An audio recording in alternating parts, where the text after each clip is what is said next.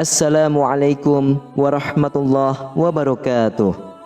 Innal hamdalillah nahmaduhu wa nusalli wa nusallimu ala rasulihil karim. Asyhadu an la ilaha illallah wa asyhadu anna Muhammadan abduhu wa rasuluh. Allahumma salli ala sayyidina Muhammad wa ala ali sayyidina Muhammad. Amma ba'd. Alhamdulillah sahabat beriman, jika video ini muncul di berandamu, ini adalah petunjuk dari Allah kepadamu. Setidaknya sempatkanlah menulis sholawat kepada Nabi Muhammad SAW di kolom komentar.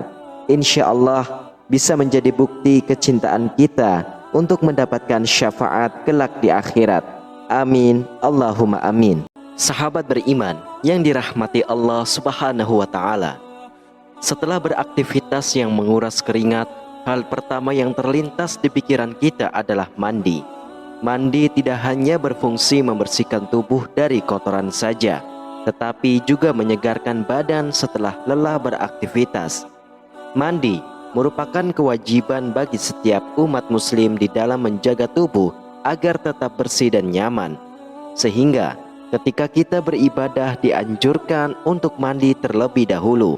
Tapi sayangnya, ada sebagian orang yang kurang memahami pentingnya mandi, sehingga mereka enggan melakukannya dengan rutin. Ada sebuah hadis yang menyebutkan bahwa kebersihan sebagian daripada keimanan, yang artinya dengan menjaga kebersihan sama artinya kita menjaga kesehatan dan keimanan. Selain kita harus mengetahui mandi yang dianjurkan dan disunahkan dalam Islam, penting bagi kita untuk mengetahui tentang bagaimana tata cara mandi yang benar agar tubuh kita tetap sehat dan terhindar dari berbagai masalah kesehatan.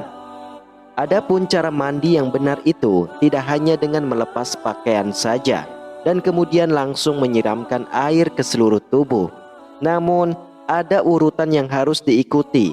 Pertama-tama yaitu dimulai dengan menyiramkan air ke telapak kaki, lalu ke betis, paha, perut, dan juga pundak. Lalu setelah itu berhentilah sejenak selama 5-10 detik dan rasakanlah sampai terasa seperti ada uap atau angin yang keluar dari ubun-ubun kita. Dan kemudian barulah kita bisa melanjutkan mandi seperti biasanya. Adapun hikmah dari cara mandi yang benar ini yaitu untuk menghindari retaknya tubuh seperti halnya gelas yang diisi air panas dan kemudian setelah itu diisi dengan air dingin. Sedangkan tubuh kita juga sama, cenderung panas, dan air mandi yang kita gunakan itu kebanyakan akan cenderung dingin. Maka jika kita langsung menyiramkan air ke seluruh badan kita, maka hal itu akan menyebabkan sesuatu yang fatal yang akan terjadi pada tubuh kita. Bahkan selain itu pula, angin yang seharusnya keluar dari tubuh justru malah akan terperangkap dan bisa menyebabkan pecahnya pembuluh darah. Maka jika cara mandi kita tidak benar, maka hal tersebut dapat menimbulkan berbagai masalah kesehatan seperti jatuh di kamar mandi, stroke, masuk angin, dan juga migrain.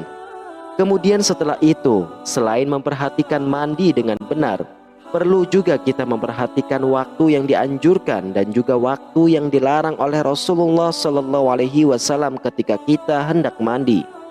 Di antara waktu yang dianjurkan untuk mandi di dalam ajaran Islam, menurut buku fikih Islam wa Adilatuhu jilid 2 dijelaskan bahwa waktu mandi yang dianjurkan menurut mazhab Imam Syafi'i yaitu di pertengahan malam, sedangkan menurut mazhab Maliki dianjurkan pada 1/6 terakhir malam dan setelah melaksanakan sholat subuh. Sementara menurut mazhab Hanafi dan Hambali memerintahkan untuk melakukan mandi setelah sholat subuh.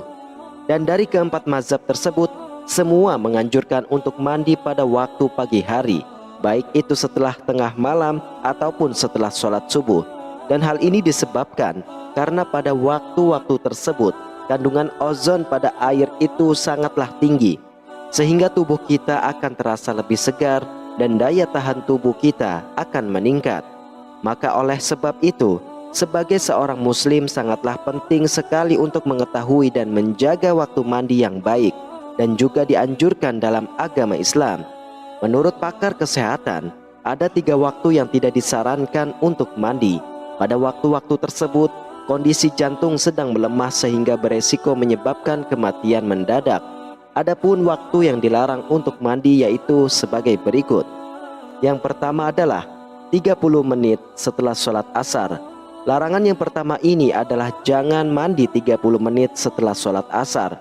Lantas, apa yang akan terjadi apabila larangan tersebut dilakukan? Pada kisaran waktu itu, kondisi darah dalam tubuh tengah dalam keadaan panas, sehingga apabila kita mandi, maka dapat mengakibatkan rasa lelah dan letih. Bahkan waktu tersebut dipercaya dapat meningkatkan resiko kematian mendadak jika Anda bersikukuh untuk mandi pada rentan waktu itu. Lalu yang kedua adalah setelah sholat maghrib. Janganlah mandi sekitar pukul 6 hingga 7 waktu setempat. Mandi setelah sholat maghrib juga sangat tidak dianjurkan dan bahkan dilarang, karena kondisi jantung pada saat itu melemah. Jika mandi di waktu tersebut, jantung akan mengalami kaget dan dapat mengakibatkan kematian mendadak. Di samping itu, mandi setelah sholat maghrib juga meningkatkan resiko penyakit paru-paru basah. Kemudian yang ketiga adalah setelah sholat isya hingga jam 12 malam. Setelah sholat isya merupakan waktu yang juga dilarang untuk mandi.